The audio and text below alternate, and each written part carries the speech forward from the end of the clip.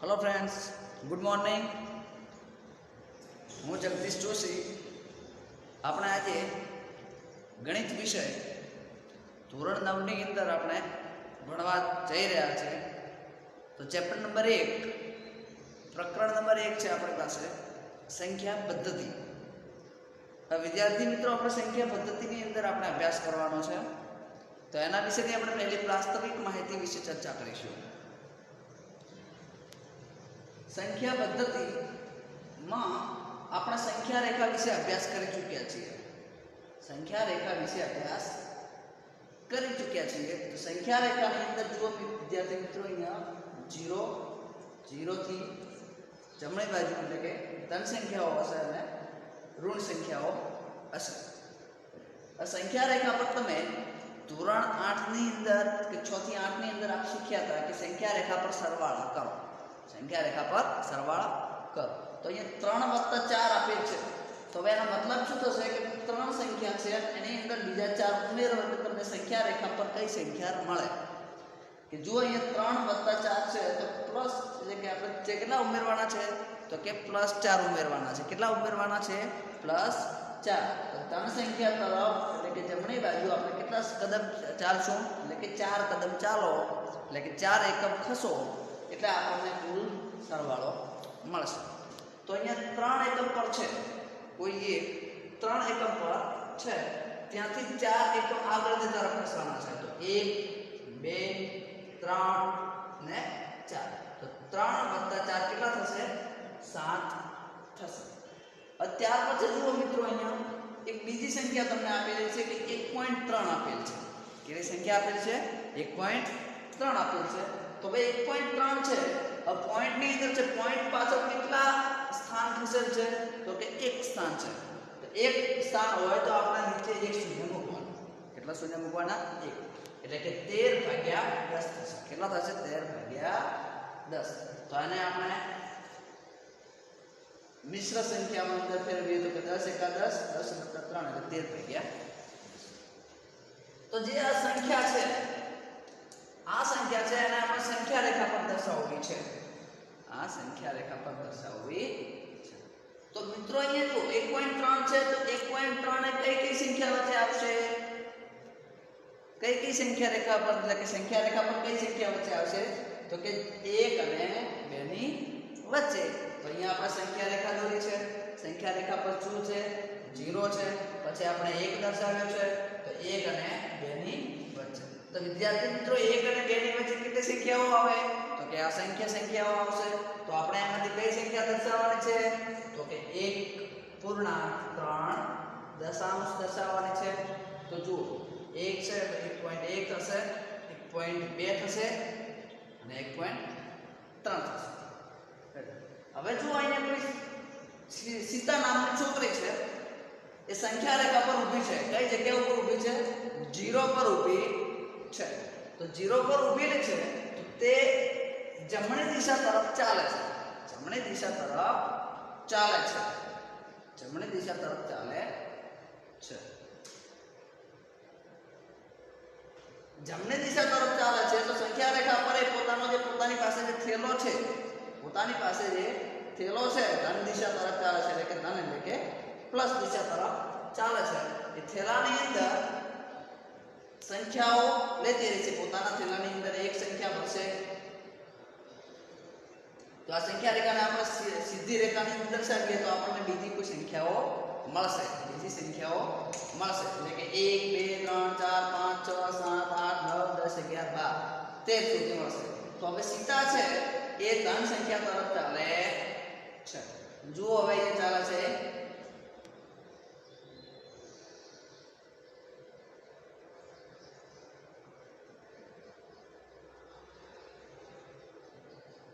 तो जो ये चाले છે તો 1 2 3 4 5 6 એવી રીતના સંખ્યાઓ ભેગી કરશે અને છેક સુધી એટલે કે 71 લીધા છે, 601 લીધા છે। આ પોતાના થેલાની અંદર આ બધી સંખ્યાઓ લીધી છે।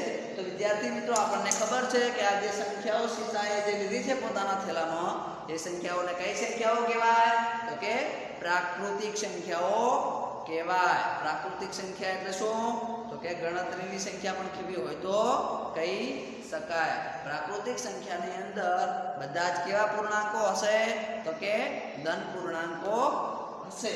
તો અહીંયા જુઓ વિદ્યાર્થી મિત્રો, પ્રાકૃતિક સંખ્યા છે છગડીયા કૌંસમાં 1 2 3 4 5 થી અનંત સુધી દર્શાવેલા છે. અને વિદ્યાર્થી મિત્રો, પ્રાકૃતિક સંખ્યાને કઈ સંખ્યા વડે દર્શાવવામાં આવે છે? એટલે કે એને સંકેતમાં કયા સંકેત વડે દર્શાવવામાં આવે છે? તો કે કેપિટલ N વડે દર્શાવવામાં આવે છે. કેપિટલ N એટલે શું થશે? નેચરલ નંબર એટલે કે પ્રાકૃતિક સંખ્યાઓ. તો આપણે અહીંયા શું લખ્યું? N બરાબર 1 2 3 થી અનંત સુધી. હવે વિદ્યાર્થી મિત્રો, અહીંયા સીધા છે પાછી એની વિરુદ્ધ દિશામાં, જે દિશામાં એ ચાલતી હતી એટલે કે પાછી 0 પર આવે છે, પાછી શું કરે છે? 0 પર આવે છે. એટલે કે જે દિશાની અંદર એટલે કે ધન દિશા તરફ ગઈ હતી ત્યાંથી હવે ઋણ દિશા તરફ જાય છે. ક્યાંથી? 0 પરથી ઋણ દિશા તરફ જાય છે. તો ઋણ દિશા તરફ જશે તો હવે પાછી ત્યાંથી આ 0 સંખ્યા લે છે. તો સંખ્યા જે મળે છે એને શું કહેવાશે? પૂર્ણ સંખ્યા. તો પૂર્ણ સંખ્યાની અંદર શેનો સમાવેશ થશે?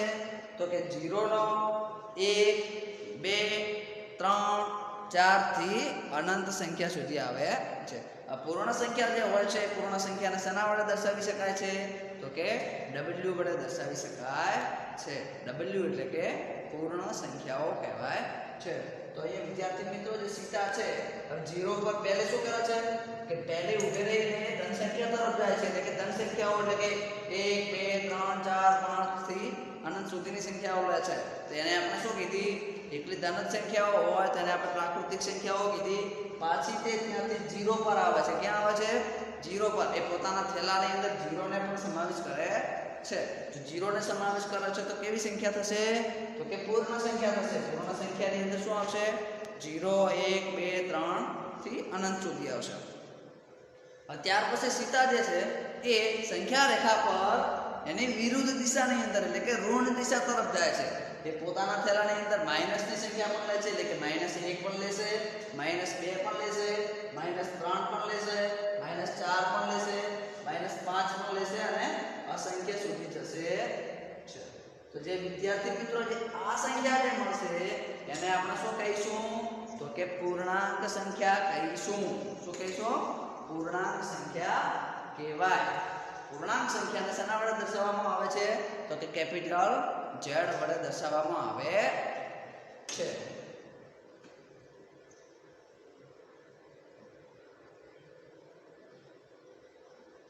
તો શેના વડે દર્શાવવામાં આવે છે? પૂર્ણાંક સંખ્યાઓને Z વડે. Z વડે એટલે કેટલી સંખ્યાઓ છે? 0 ધન પૂર્ણાંકો અને ઋણ પૂર્ણાંકોનો સમાવેશ થાય છે. તો ખાસ વિદ્યાર્થી મિત્રો, અહીંયા ધ્યાન રાખવાનું છે આપણે પ્રાકૃતિક સંખ્યાઓ કોને કહેવાય છે? આમાંથી ક્વેશ્ચન્સ પૂછાશે. પ્રાકૃતિક સંખ્યા કોને કહેશો? તો કે પ્રાકૃતિક સંખ્યા આપણે એને કહી શકીએ છીએ કે જે માત્ર ધન પૂર્ણાંકો જ હોય. જે માત્ર ધન પૂર્ણાંકો જ હોય, એની અંદર પોઝિટિવ ઇન્ટીજર્સ જ હશે, કોઈ નેગેટિવ હશે નહીં. એટલે કે 1 2 3 4 એવી સંખ્યાઓને કઈ સંખ્યા કહેવાય છે? તો કે પ્રાકૃતિક સંખ્યા કહેવાય છે. અને જે સંખ્યા એને શેના વડે દર્શાવવામાં આવે છે સંકેતમાં? તો કે કેપિટલ N વડે દર્શાવવામાં આવે છે. તો N બરાબર શું થશે? છગડીયા કૌંસમાં 1 2 3 થી અનંત સુધી લઈ શકાય છે. ત્યાર પછી આપણે એની અંદર 0 નો સમાવેશ કરીએ છીએ. પ્રાકૃતિક સંખ્યાની અંદર એટલે કે ધન પૂર્ણાંક પ્લસ 0 કરીએ છીએ તો એવી સંખ્યાઓને કઈ સંખ્યાઓ કહીશું? પૂર્ણ સંખ્યા કહેવાય છે. તો વિદ્યાર્થી મિત્રો, તમને અહીંયા પ્રશ્ન પૂછવામાં આવે કે સૌથી નાની પ્રાકૃતિક સંખ્યા કોને કહેશો તમે? સૌથી નાની પ્રાકૃતિક સંખ્યા કોને કહેશો? તો સૌથી નાની પ્રાકૃતિક સંખ્યા થશે 1. કેટલી થશે? 1 થશે. અને સૌથી નાની પૂર્ણ સંખ્યા કઈ થશે? તો કે સૌથી નાની પૂર્ણ સંખ્યા થશે 0. સૌથી નાની પૂર્ણ સંખ્યા થશે 0. હવે વિદ્યાર્થી મિત્રો, ત્યાર પછી આપણે આગળ ગયા કે પૂર્ણાંક સંખ્યાઓ વિશે અભ્યાસ કર્યો. તો પૂર્ણાંક સંખ્યાઓની અંદર કઈ કઈ સંખ્યાઓનો સમાવેશ કર્યો આપણે? તો કે પ્રાકૃતિક સંખ્યાઓ એટલે કે ધન સંખ્યાઓ અને પૂર્ણ સંખ્યાઓ એટલે કે 0. એટલે કે 0 પ્લસ ધન પૂર્ણાંકો પ્લસ ઋણ પૂર્ણાંકો આપણે લઈએ છીએ તો એ સંખ્યા કઈ બને છે? Z એટલે કે પૂર્ણાંક સંખ્યા બને છે. પૂર્ણાંક સંખ્યા બને છે. હવે વિદ્યાર્થી મિત્રો, આપણે આગળ સમય સંખ્યા તરફ જઈશું. કઈ સંખ્યા તરફ? સમય સંખ્યા તરફ જઈએ આપણે.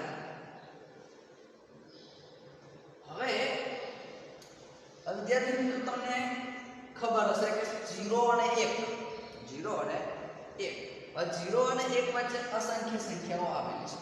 કેટલી સંખ્યાઓ આવેલી છે? અસંખ્ય સંખ્યાઓ આવેલી છે. તો જે સીતા છે એ 0 થી એટલે કે 1/2 પણ લે છે, પછી 3/4 પણ લેશે, અને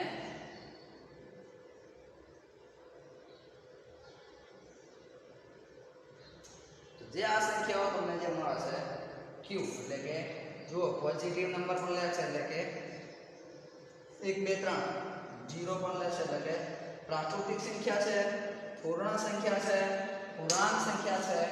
આ બધી સંખ્યાઓનો જે સમૂહ બને છે એને શું કહેવામાં આવે છે? સમય સંખ્યા કહે છે. તો વિદ્યાર્થી મિત્રો આપણે ખાસ એક બીજું પણ યાદ રાખવાનું છે અહીંયા કે સમય સંખ્યાની અંદર સમય સંખ્યા એને કહેવામાં પણ આવે છે કે જે સંખ્યા અંશ ભાગ્યા છેદના સ્વરૂપની હોય. કયા સ્વરૂપની હોય? અંશ ભાગ્યા છેદ સ્વરૂપની. તો ચલો આપણે ઉદાહરણ લઈએ દાખલા તરીકે કે સર અંશ ભાગ્યા છેદ સ્વરૂપની કેવી સંખ્યાઓ મળી શકે છે? તો જુઓ મિત્રો અહીંયા અંશ ભાગ્યા છેદ પ્રકારની સંખ્યા એટલે કે 1 3/4, 1/2. તો આ જે 3 મળે છે એ 3 ને શું કહેવાય છે? કે અંશ કહેવાશે, અને 4 મળે છે એને શું કહેવાય છે?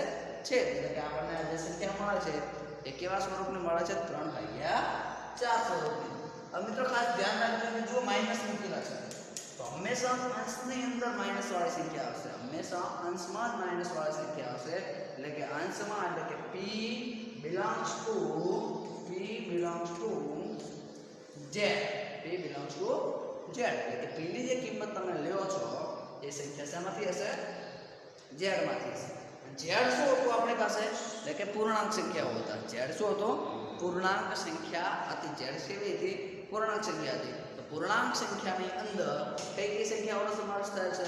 તો કે ઋણ પૂર્ણાંકો, ધન પૂર્ણાંકો અને શૂન્યનો સમાવેશ થાય છે. તો વિદ્યાર્થી મિત્રો આપણે આગળ અભ્યાસ કરીએ કે સમય સંખ્યા આપણે શીખી ગયા છે. સમય સંખ્યા જો આપણે એની વ્યાખ્યા જોઈ લઈએ અહીંયા કે સમય સંખ્યા વિશેની આપણે માહિતી તો મેળવી લીધી છે. સમય સંખ્યા વિશેની માહિતી મેળવી લીધી છે. ખાસ મિત્રો અહીંયા વ્યાખ્યા ઉપર આપણે ડિપેન્ડન્ટ નથી રહેવાનું. ખાસ આપણે વ્યાખ્યા શું છે એ નથી જોવાનું. તો આપણે અહીંયા જુઓ કે જો p અને q પૂર્ણાંક હોય, જો p અને q પૂર્ણાંક હોય અને q શૂન્યતર હોય તથા સંખ્યા r ને p ભાગ્યા q સ્વરૂપમાં લખી શકાય તો તે r ને સમય સંખ્યા કહે છે. આ વાક્યની અંદર એનો એક છે કે p ભાગ્યા q સ્વરૂપનું છે. આપણે ખાસ યાદ એ રાખવાનું છે કે અહીંયા જે r સંખ્યા લીધી છે આપણે આ સંખ્યા લઈ લેવાની. તો કે p ભાગ્યા q સ્વરૂપની એટલે કે અંશ ભાગ્યા છેદ સ્વરૂપની જે સંખ્યા મળે છે, કઈ સંખ્યા? અંશ ભાગ્યા છેદ પ્રકારની જે સંખ્યા મળે છે એ સંખ્યાને આપણે સમય સંખ્યા કહેવાની છે. તો જસ્ટ અહીંયા ઉદાહરણ તમને આપેલ છે કે દરેક સંખ્યાઓ p પૂર્ણાંક તથા q શૂન્યતર પૂર્ણાંક હોય. એટલે કે મિત્રો ખાસ ધ્યાન રાખજો અહીંયા શૂન્યતર પૂર્ણાંક એટલા માટે કહેવામાં આવે છે કે શૂન્યતર પૂર્ણાંક એટલા માટે કહેવામાં આવે છે કે એ સંખ્યા એટલે કે છેદ જે લેવામાં આવે છે એ છેદ કોઈ દિવસ ઋણ નહીં હોય કે 0 નહીં હોય. ખાસ ધ્યાન રાખજો. એટલે કે જે q ની કિંમત જે તમે લ્યો છો, q ની જે કિંમત લ્યો છો એ q belongs to હંમેશા કેવી હશે? એનો હશે એટલે કે પ્રાકૃતિક સંખ્યાઓમાંથી જ લેવામાં આવશે. q હંમેશા કેવી હશે? એના જ હશે. તો અહીંયા દાખલા તરીકે ઉદાહરણ આપેલા છે કે -25 ભાગ્યા એટલે કે -25 છે. હવે વિદ્યાર્થી મિત્રો આપણને એક ખ્યાલ હશે કે -25 એ કેવી સંખ્યા છે? -25 એ કેવી સંખ્યા છે? તો વિદ્યાર્થી મિત્રો તમે કદાચ સર કે પૂર્ણાંક સંખ્યા છે, રાઈટ વાત છે, પૂર્ણાંક સંખ્યા છે. પરંતુ વિદ્યાર્થી મિત્રો જે પૂર્ણાંક સંખ્યા છે એ કેવી સંખ્યા છે? સમય સંખ્યા પણ છે. કેમ? તો વિદ્યાર્થી મિત્રો જે સંખ્યાની નીચે એટલે કે છેદમાં કશું નથી હોતું એ સંખ્યાની નીચે શું હોય છે? 1 હોય છે. જસ્ટ ઉદાહરણ આપણે લઈ શકીએ છીએ કે 1 છે તો એક સમય સંખ્યા કહેવાશે કે નહીં કહેવાય? તો કે આ કહેવાશે સમય સંખ્યા. સમય સંખ્યા કહેવાશે. દાખલા તરીકે 7 છે તો 7 સમય સંખ્યા કહેવાશે કે નહીં કહેવાય? તો કે કહેવાશે સમય સંખ્યા. તો 7 કેવી છે? સમય સંખ્યા છે. આ ફોર એક્ઝામ્પલ અને ઘણા બધા ઉદાહરણ આપણે મેળવી શકીએ છીએ. હવે વિદ્યાર્થી મિત્રો આપણે ખાસ ધ્યાનમાં એ રાખવાનું છે કે અંશ ભાગ્યા જે છેદ પ્રકારની સંખ્યા હોય છે એમાં અંશ એ સમયથી લેવાની હોય છે કિંમત, એટલે કે z માંથી લેવાની હોય છે. અંશની કિંમત ક્યાંથી લેવાની હોય છે? z માંથી. તો વિદ્યાર્થી મિત્રો આપણને z ખબર છે કે z એ કેવી સંખ્યાઓ છે? તો કે ધન સંખ્યાઓ છે, ઋણ સંખ્યાઓ છે અને ધન, ઋણ અને શૂન્ય પ્રકારની સંખ્યાઓ પણ હોઈ શકે. તો એના ઉદાહરણ અહીં આપેલા છે આપણને કે -25 એટલે કે -25 ભાગ્યા એક પ્રકારની સંખ્યા પણ હોઈ શકે છે. -25 ભાગ્યા એક પ્રકારની પણ સંખ્યા હોઈ શકે છે. ત્યાર પછી આપણે બીજું એક ઉદાહરણ જોઈએ.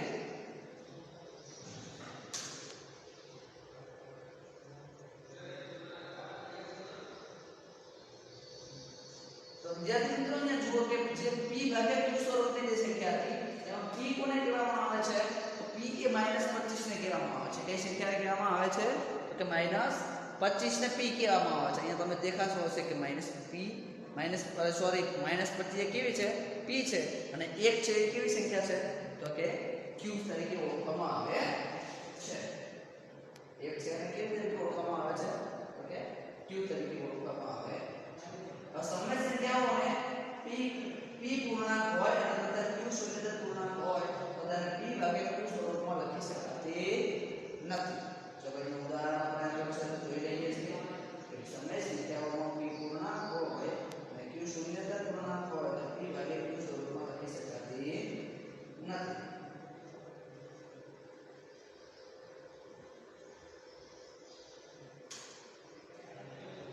ખાસ ધ્યાન રાખજો મિત્રો, સમય સંખ્યાઓને p પૂર્ણાંક હોય અને q શૂન્યતર પૂર્ણાંક હોય તો p ભાગ્યા q સ્વરૂપમાં અનન્ય રીતે દર્શાવી શકાતી નથી.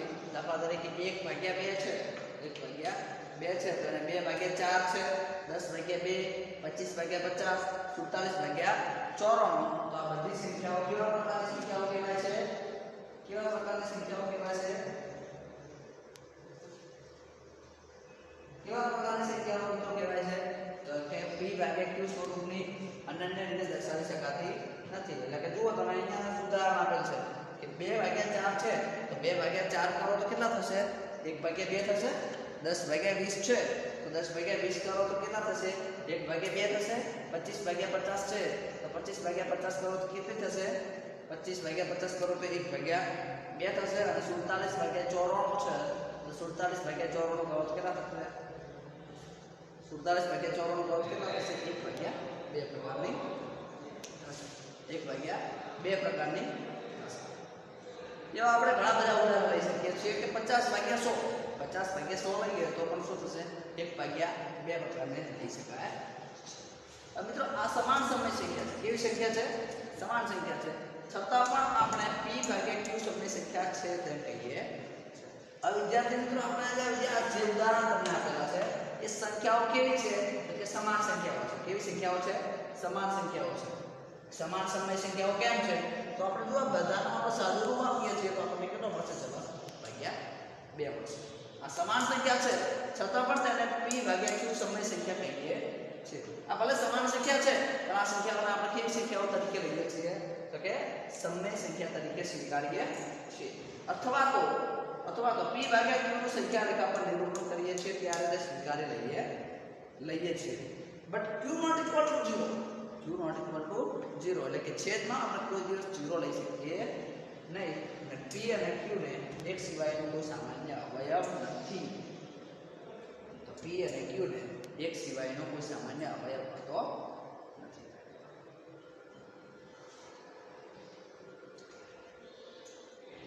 સમય કેવી સંખ્યાઓ છે? સમાન સમય સંખ્યાઓ છે. બધી સમાન સમય સંખ્યાઓ છે અને એને આપણે p ભાગ્યા q સ્વરૂપે દર્શાવી પણ શકીએ છીએ અને સમય સંખ્યાઓ કહી શકીએ છીએ. મિત્રો અહીંયા એક ઉદાહરણ આપેલ છે કે નીચે આપેલ વિધાનો સત્ય છે કે અસત્ય છે? કારણ સહિત ઉત્તર આપવાનો છે. તો વિદ્યાર્થી મિત્રો પહેલો પ્રશ્ન એ છે કે દરેક પૂર્ણ સંખ્યા એ પ્રાકૃતિક સંખ્યા છે. બીજો પ્રશ્ન એવો છે કે દરેક પૂર્ણાંક એ સમય સંખ્યા છે. અને ત્રીજો પ્રશ્ન એવો છે કે દરેક સમય સંખ્યા એ પૂર્ણાંક સંખ્યા છે કે નથી? તો મિત્રો પહેલો પ્રશ્ન એવો છે કે દરેક પૂર્ણ સંખ્યા એ પ્રાકૃતિક સંખ્યા છે. દરેક પૂર્ણ સંખ્યા એ પ્રાકૃતિક સંખ્યા છે. વિદ્યાર્થી મિત્રો આપણી પાસે એના માટે ક્વેશ્ચન્સ જે છે ક્લિયર હોવા જોઈએ. તો વિદ્યાર્થી મિત્રો પ્રાકૃતિક સંખ્યાઓ કોને કહીએ છીએ? તો કે પ્રાકૃતિક સંખ્યાઓની અંદર માત્ર ગણતરીની જ સંખ્યાઓ હોય છે કે એટલે કે ધન પૂર્ણાંકો જ હોય છે. એટલે કે 1, 2, 3, 4 અને 5. અને પૂર્ણ સંખ્યાની અંદર શું હોય છે? પૂર્ણ સંખ્યાની અંદર કેટલા શરૂ થાય છે સંખ્યા? એટલે કે 0, 1, 1 2 3 4. તો વિદ્યાર્થી મિત્રો પૂર્ણ સંખ્યા આપણી પાસે શું છે કે 0 છે 1 છે 2 છે પછી અનંત સુધી છે. જ્યારે પ્રાકૃતિક સંખ્યા જે છે પ્રાકૃતિક સંખ્યા માત્ર 1 2 3 અપટુ અનંત સુધી છે. પહેલો ક્વેશ્ચન છે કે દરેક પૂર્ણ સંખ્યા એ પ્રાકૃતિક સંખ્યા છે તો કે ના, પૂર્ણ સંખ્યા એ પ્રાકૃતિક સંખ્યા નથી. તો કેમ કે પૂર્ણ સંખ્યાની અંદર 0 નો સમાવેશ થાય છે પરંતુ પ્રાકૃતિક સંખ્યાની અંદર 0 નો સમાવેશ થતો નથી, માટે આ વિધાન ખોટું છે. આ વિધાન કેવું છે? ખોટું છે, એટલે કે અસત્ય છે. કારણ અહીંયા આપણે જો 0 એ પૂર્ણ સંખ્યા છે પરંતુ પ્રાકૃતિક સંખ્યા નથી. બીજો પ્રશ્ન શું છે કે દરેક પૂર્ણાંક એ સમય સંખ્યા છે. તો વિદ્યાર્થી મિત્રો આપણી પાસે એ ક્લિયર હોવું જોઈએ કે પૂર્ણાંક સંખ્યા કોને કહેવાય? દરેક પૂર્ણાંક એ સમય સંખ્યા છે. તો કે આ પૂર્ણાંક એટલે કે પૂર્ણાંક સંખ્યા કોને કહી શકો છો? એટલે કે તમે 0 ધન પૂર્ણાંકો અને ઋણ પૂર્ણાંકો બધી સંખ્યાઓનો સમાવેશ કરીને જે સંખ્યા બનાવો છો, બધી સંખ્યાઓનો સમાવેશ કરીને જે સંખ્યા બનાવો છો એને શું કહો છો? તમે પૂર્ણાંક સંખ્યાઓ કહો છો. તો વિદ્યાર્થી મિત્રો આપણે આલક સમય સંખ્યાની અંદર લખ્યું કે p ભાગ્યા q સ્વરૂપની જે સમય સંખ્યા હોય, p ભાગ્યા q સ્વરૂપની જે સમય સંખ્યા હોય, આપણે આલક કીધું કે કોઈ પણ સંખ્યા જો અંદર છેદમાં કુશળ ના હોય તો કેટલા હશે? 1 હશે. તો અહીંયા જુઓ કે આ વિધાન શું છે? આ વિધાન સાચું છે. કેમ કે દરેક પૂર્ણાંક સંખ્યાની અંદર કેવા સ્વરૂપની હોય છે? m સ્વરૂપની હોય છે. દાખલા તરીકે આપણે ઉદાહરણ લઈએ કે m સ્વરૂપની છે તો એના છેદમાં શું હશે? 1 હશે. માટે કેવી સંખ્યા છે? સમય સંખ્યા. ત્રીજો પ્રશ્ન છે કે શું દરેક સમય સંખ્યા એ પૂર્ણાંક છે? દરેક સમય સંખ્યા એ પૂર્ણાંક છે તો ખોટી વસ્તુ છે. કેમ? કે દરેક સમય સંખ્યા, ચાલો આપણે અહીંયા ઉદાહરણ તરીકે લઈએ કે 7/8. ઉદાહરણ તરીકે લઈએ કે 7/8 તમે લ્યો છો તો શું વિદ્યાર્થી મિત્રો 7/8 સમય સંખ્યા છે? નો ડાઉટ 7/8 સમય સંખ્યા છે, પરંતુ એ પૂર્ણાંક સંખ્યા નથી.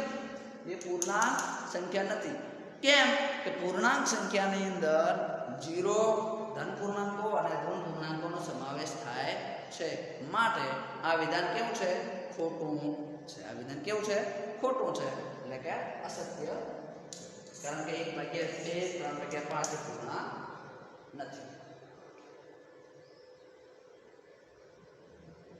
ત્યાર પછી મિત્રો આપણે અહીંયા જોઈએ કે સમય સંખ્યાઓ. બીજું ઉદાહરણ અહીંયા આપેલ છે કે 1 અને 2 ની વચ્ચેની 5 સમય સંખ્યાઓ શોધવાની છે. 1 અને 2 ની વચ્ચે 5 સમય સંખ્યાઓ શોધવાની છે. વિદ્યાર્થી મિત્રો તમે આગળ જોઈ ચૂક્યા છો સંખ્યા રેખા પર. આ સંખ્યા રેખા પર તમે જ્યારે કોઈ સંખ્યા દર્શાવો છો, ત્યારે આપણે સંખ્યા રેખા દોરીએ છીએ. તો સંખ્યા રેખાની અંદર 1 2 3 4 5 એવી સંખ્યાઓ દર્શાવતા હોય છે. તો વિદ્યાર્થી મિત્રો 1 અને 2 ની વચ્ચે કેટલી સંખ્યાઓ છે આપણે જાણીએ છીએ. 1 અને 2 ની વચ્ચે કેટલી સંખ્યાઓ છે હશે એ આપણે જાણીએ છીએ. તો કે 1 અને 2 ની વચ્ચે સમય સંખ્યાઓ પણ હશે, અસમય સંખ્યાઓ પણ હશે. તો એવી કેટલી સંખ્યાઓ તમને જોવા મળશે? તો કે અસંખ્ય સંખ્યાઓ હશે. કેવી હશે? કેટલી હશે? તો કે અસંખ્ય સંખ્યાઓ હશે. તો અહીંયા વિદ્યાર્થી મિત્રો આપણે 5 સમય સંખ્યાઓ શોધવાની છે. કેટલી? 5 સમય સંખ્યાઓ શોધવાની. તો વિદ્યાર્થી મિત્રો સમય સંખ્યા શોધવાની રીતો કુલ 2 છે. સમય સંખ્યા શોધવાની રીત કેટલી છે? 2 છે. એમાં આપણે રીત નંબર 1 નો અભ્યાસ કરીએ. તો કે 1 અને 2 ની વચ્ચે સમય સંખ્યા શોધવા માટે તો પહેલું શું કરવાનું છે કે એ બંને સંખ્યાનો સરવાળો કરવાનો છે. શું કરવાનું છે? એ બંને સંખ્યાનો સરવાળો કરવાનો છે અને ભાગ્યા 2 કરવાનો છે. તો વિદ્યાર્થી મિત્રો આપણે અહીંયા જોઈએ કે કઈ સંખ્યા આપેલી છે? 1 અને 2. તો 1 અને 2 છે તો 1 + 2 એટલે કેટલા થશે? 3. 3/2 થશે. તો 3/2 1 અને 2 વચ્ચેની સમય સંખ્યા કહી શકાય છે. 1 અને 2 વચ્ચેની સમય સંખ્યા કહી શકાય છે. તો 1 અને 2 એટલે કે 1 + 2 એટલે કેટલા થશે? 3. 3/2 થશે. તો એક સમય સંખ્યા આપણને મળી ગઈ. હવે વિદ્યાર્થી મિત્રો આપણે બીજી સમય સંખ્યા મેળવવાની. કઈ સંખ્યા? તો કે 1 અને 3/2 વચ્ચેની સમય સંખ્યા મેળવીશું. 1 + 3 1 અને 3 ભાગ્યા 2 વચ્ચેની સમય સંખ્યા મેળવીશું. તો 1 વત્તા 3 ભાગ્યા 2 કરીએ તો આપણે અહીંયા શું થશે? 2 છે અહીંયા જે રહ્યા એ આપણે શું કરીશું? લસાઅ લઈશું. તો લસાઅ જે લઈએ છીએ એને એક સાથે આપણે ઉમેરીશું. તો 1 ગુણ્યા 2 થશે. તો 1 ગુણ્યા 2 એટલે 2 2 વત્તા 3 ભાગ્યા આ જે લસાઅ છે એ છેદનો છેદ ક્યાં જાય? છેદમાં જશે. તો શું થશે? 2 ગુણ્યા 2 એટલે 5 ભાગ્યા 4. તો વિદ્યાર્થી મિત્રો 5 ભાગ્યા 4 કોની સમય સંખ્યા છે? તો કે 1 અને 3 ભાગ્યા 2 વચ્ચેની સમય સંખ્યા. હવે વિદ્યાર્થી મિત્રો આપણે કુલ 5 સમય સંખ્યાઓ શોધવાની છે, જે પૈકીની 2 સમય સંખ્યા આપણે શોધી. તો હવે વિદ્યાર્થી મિત્રો આપણે 3 ભાગ્યા 2 કઈ 3 ભાગ્યા 2 અને 2 વચ્ચેની સમય સંખ્યાઓ મેળવવાની છે. તો શું થશે? અહીંયા 3 ભાગ્યા 2 અને 2 વચ્ચેની સમય સંખ્યા મેળવવાની છે. તો સમય સંખ્યા મેળવવાની છે. તો શું થશે? 3 ભાગ્યા 2 વત્તા 2 ભાગ્યા 2 3 વત્તા 3 ભાગ્યા 2 વત્તા 2 ભાગ્યા 2. તો આ શું થશે? 2 અહીંયા ગુણશો તો 2 ગુણ્યા 2 એટલે 4 3 વત્તા 4 ભાગ્યા જે 2 છે અહીંયા શું આવશે? છેદમાં આવશે. 2 ગુણ્યા 2 એટલે કે 4 થશે. તો 3 વત્તા 4 બરાબર ભાગ્યા 2 ગુણ્યા 2 એટલે કે 3 વત્તા 4 એટલે 7 2 ગુણ્યા 2 એટલે 4. તો આપણને 7 ભાગ્યા 4 સમય સંખ્યા મળશે. ગુણાકાર વચ્ચેની મળશે. તો 7 ભાગ્યા 4 એ 3 ભાગ્યા 2 અને 2 વચ્ચેની સમય સંખ્યા છે. હવે આપણે 5 ભાગ્યા 4 અને 3 ભાગ્યા 2 વચ્ચેની સમય સંખ્યા મેળવવાની છે. તો 5 ભાગ્યા 4 3 ભાગ્યા 2 ભાગ્યા 2. તો વિદ્યાર્થી મિત્રો અહીંયા જુઓ તો આ 2 છે અને આપણે ગુણી દઈએ તો 5 × 10 થશે.